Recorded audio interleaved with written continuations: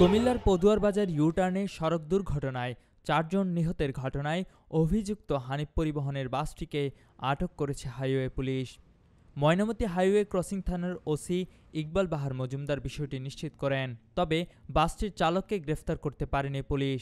OC Iqbal বাহার মজুমদার জানান, Nurjahan hotel থেকে উল্টো পথে আসা ঘাতক বাস হানিফ এন্টারপ্রাইজ বাস নং ঢাকা মেট্রো ব 122197 বাসটিকে দেবিদ্বার উপজেলার খাতঘর থেকে আটক করা হয়েছে।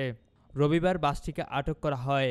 এর আগে গত শুক্রবার ঢাকা চট্টগ্রাম মহাসড়কে কুমিল্লার পদুয়ার বাজার ইউটার্নে লরির নিচে চাপা পড়ে একই পরিবারের ৪ জন নিহতের ঘটনায় হানিফ পরিবহনের বাস ও লরির অজ্ঞাতনামা চালকদের বিরুদ্ধে মামলা দায়ের করে নিহতের ভাই আবুল কালাম।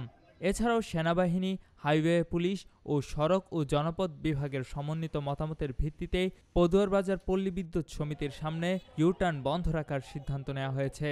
পরবর্তী সিদ্ধান্ত না দেওয়া পর্যন্ত সদর দক্ষিণ উপজেলার দয়াপুর ইউটার্ন থেকে সকল যানবাহন ঘুরে আসতে হবে। বিষয়টি নিশ্চিত করেন সড়ক ও জনপথ বিভাগের উপবিভাগীয় প্রকৌশলী আদনান বিন হাসান।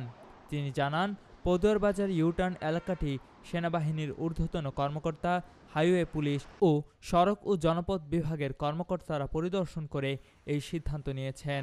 রবিবার সড়ক ও যোগাযোগ বিষয়ক একটি সমন্বিত সভা হয়েছে জেলা প্রশাসক কার্যালয়ে। সেখান থেকে সমন্বিতভাবে সিদ্ধান্ত নেওয়া হয়, আপাতত এই ইউটার্নটি বন্ধ থাকবে।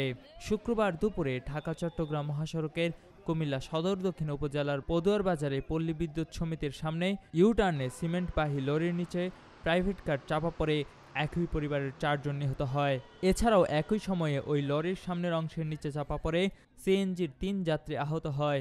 নিহতরা হলেন কুমিল্লা বরুড়া উপজেলার হোসেনপুর গ্রামের মোহাম্মদ ওমর আলী, তার স্ত্রী নূরজাহান বেগম, তার বড় ছেলে আবুল হাশেম ও ছোট ছেলে আবুল কাশেম।